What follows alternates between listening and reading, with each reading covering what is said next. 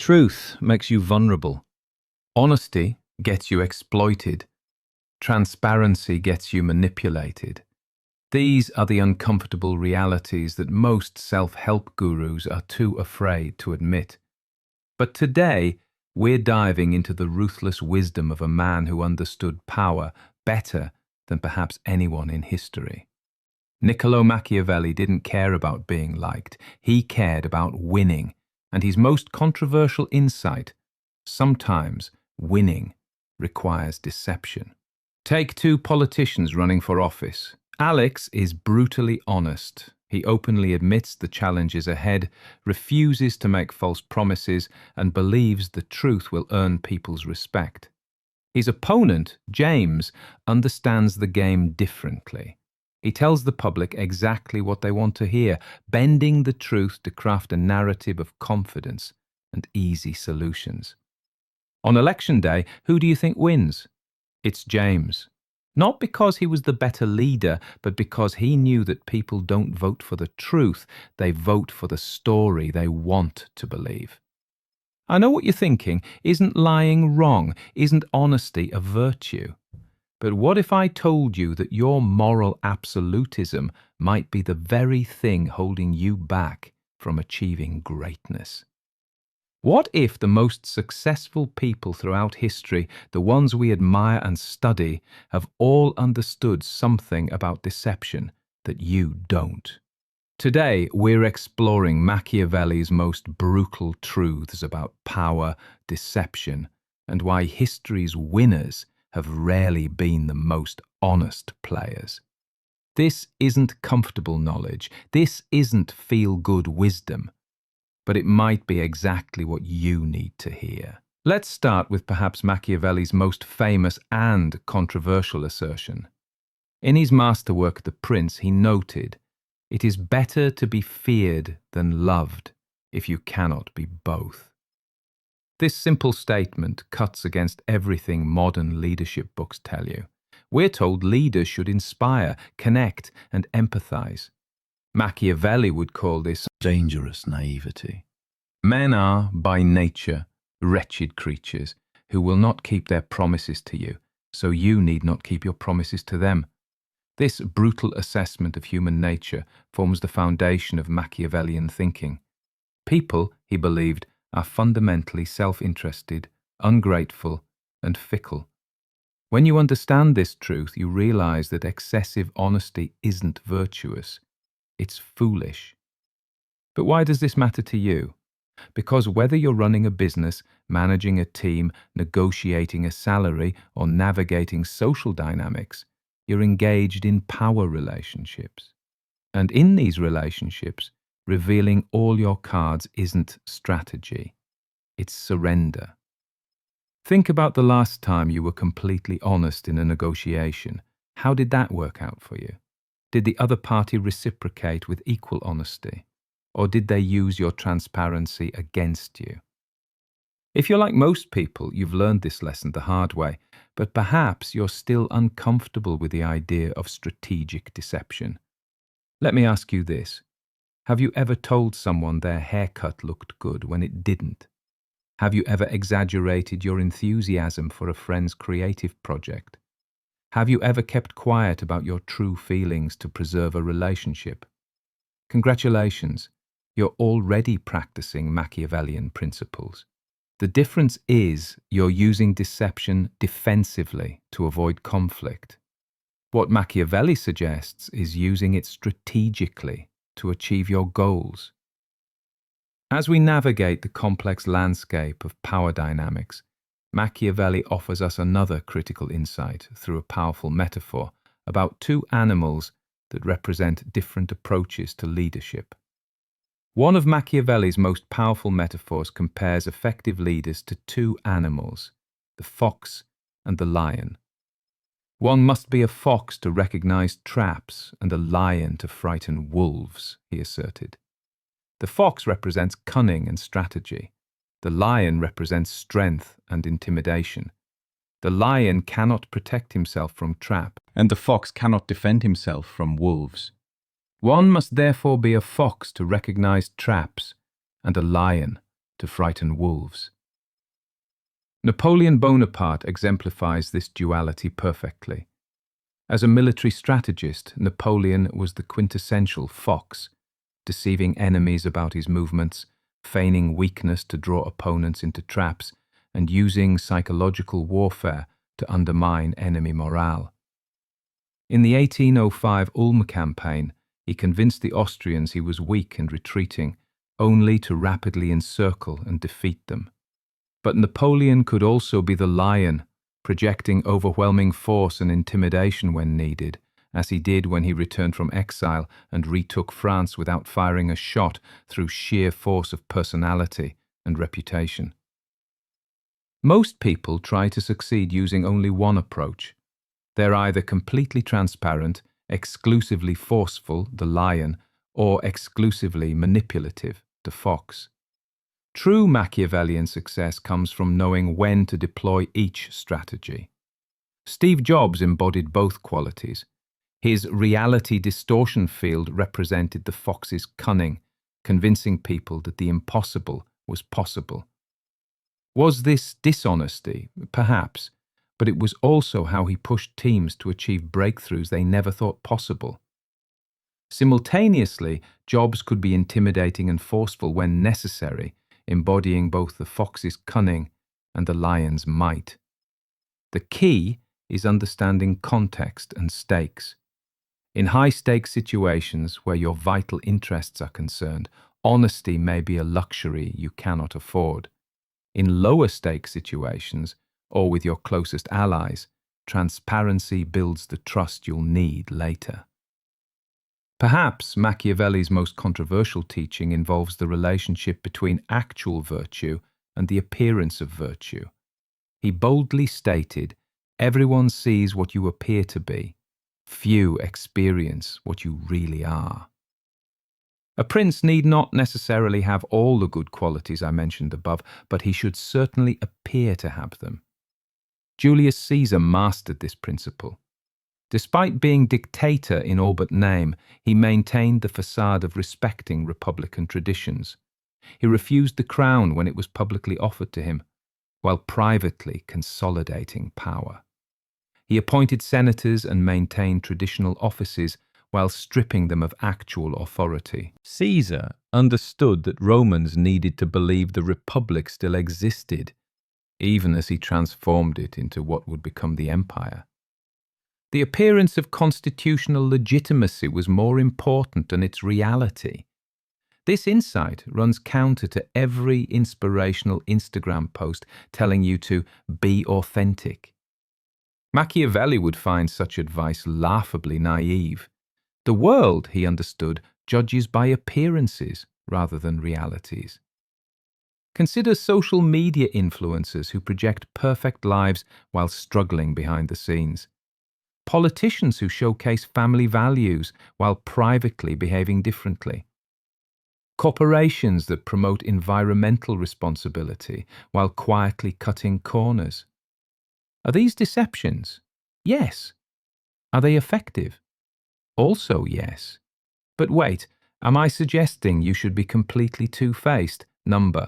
What I'm suggesting, what Machiavelli suggested, is strategic inconsistency between your public presentation and your private actions, when necessary to achieve your goals.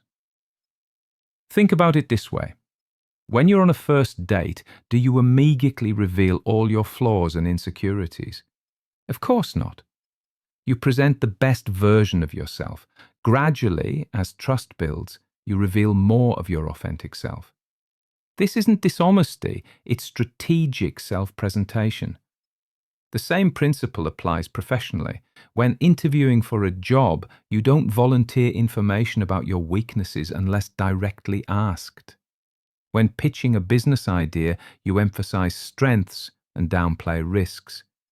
These aren't lies, they're strategic highlighting of certain truths over others. Here's where Machiavelli truly separates himself from conventional wisdom. He believed that sometimes what appears cruel in the short term is actually kinder in the long term. And conversely, what appears kind in the short term can lead to greater suffering over time.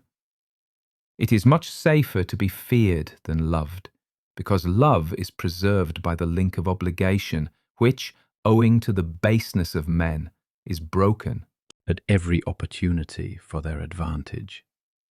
But fear preserves you by a dread of punishment, which never fails. Napoleon understood this principle intimately. After seizing power in France following the chaos and bloodshed of the Revolution, he instituted what might seem like harsh measures, centralizing authority, establishing an efficient bureaucracy, and ruthlessly crushing opposition. Yet these apparently cruel actions created stability after years of upheaval. By establishing clear authority quickly, rather than attempting a more gradual, kinder transition, Napoleon prevented the larger cruelty of continued chaos and civil strife. Let me illustrate with a modern example. Imagine you're a manager who notices an employee consistently underperforming. The kind approach might be to avoid difficult conversations, give gentle feedback, and hope for improvement. The cruel approach would be direct confrontation, clear consequences, and potentially termination if improvement doesn't occur. In the short term, the kind approach seems better, but what happens over time? The underperformance continues, affecting team morale. Other employees pick up the slack and grow resentful. The business suffers. Eventually, more dramatic action becomes necessary, affecting more people more severely. The temporarily cruel approach, direct confrontation early, actually prevents greater suffering later. This is Machiavellian thinking at its most counterintuitive yet powerful. Consider Winston Churchill, who took over as Prime Minister of Britain during World War II. Did he tell comforting lies about the situation being under control? No. He famously promised only blood, toil, tears, and sweat. A brutally honest assessment that prepared his nation for the sacrifice ahead rather than offering false comfort. The Machiavellian answer is to focus relentlessly on outcomes rather than appearances or intentions. The ends justify the means is perhaps the most misunderstood Machiavellian concept. People use it to rationalize all manner of selfish behavior, but that's not what Machiavelli meant. What he actually wrote was, "In the actions of all men, and especially of princes, where there is no court to appeal to, one looks to the end." In other words, when outcomes matter deeply and there's no higher authority to appeal to, results matter more than methods. Men judge generally more by the eye than by the hand, because it belongs to everybody to see you, to few to come in touch with you. Everyone sees what you appear to be. Few really know what you are. Julius Caesar's crossing of the Rubicon, technically an illegal act of war against Rome, exemplifies this principle. By bringing his army into Italy proper, Caesar broke the law, but he believed preventing Pompey and the Senate from dismantling his achievements and punishing him justified this transgression. History largely vindicates him. The Republic was already failing, and Caesar's actions, while technically illegal, laid the groundwork for the Pax Romana, a period of unprecedented peace and prosperity that followed. This principle doesn't justify any action for any goal. It justifies necessary actions for crucial goals, where no better alternative exists. The distinction is important. Consider Abraham Lincoln suspending habeas corpus during the Civil War, a fundamental constitutional right. Was this deceptive? Was it technically an overreach of presidential power? Probably. But did it help preserve the Union during its greatest existential threat? Also, yes. The Machiavellian question is not, is this action virtuous in isolation, but rather, will this action lead to outcomes that serve the greater good? Your definition of the greater good determines which ends justify which means. If your goal is purely selfish enrichment, Machiavellian tactics make you a manipulator. If your goal is creating value for others while also benefiting yourself, those same tactics make you a strategist. Machiavelli understood something crucial about reputation. It's your most valuable asset, but it doesn't require complete transparency to maintain. What it requires is consistency between your words and the outcomes you deliver, not necessarily between your words and your methods. The vulgar crowd always is impressed by appearances and by outcomes, he noted. This isn't a critique of the crowd, but an observation about human nature. People judge primarily based on results and superficial appearances, not behind-the-scenes methods. The promise given was a necessity of the past.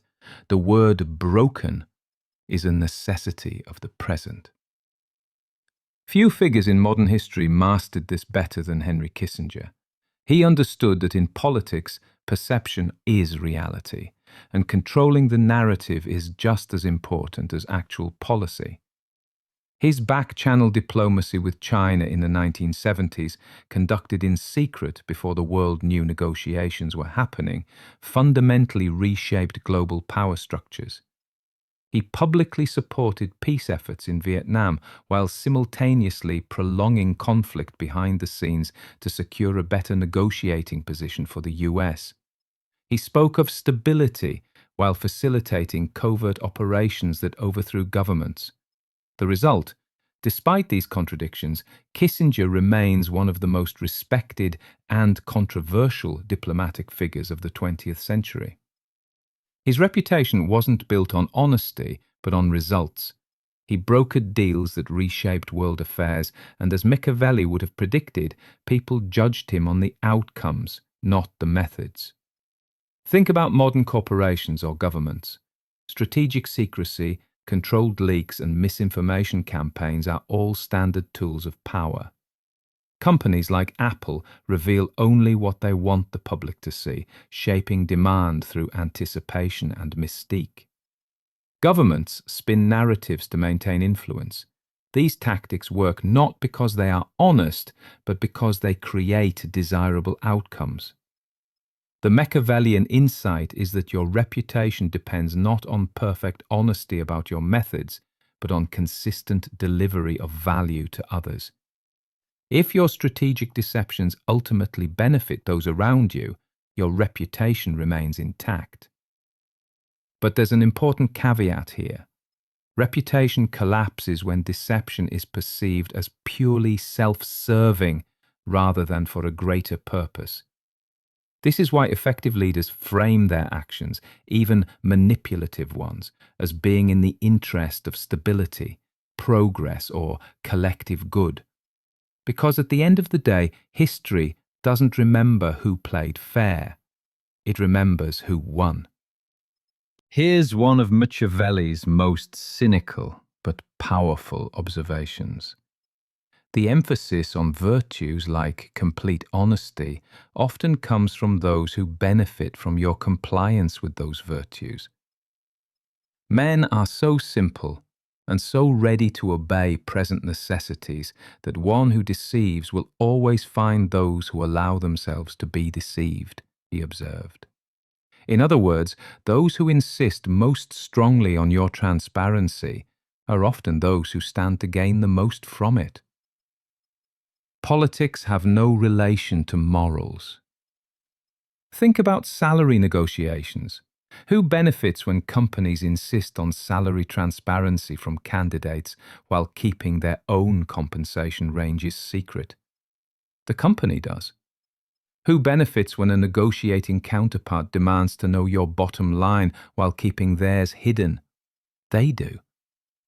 Julius Caesar's enemies constantly invoked republican virtues and traditions against him, not primarily out of principle, but because those traditions protected their power and privilege.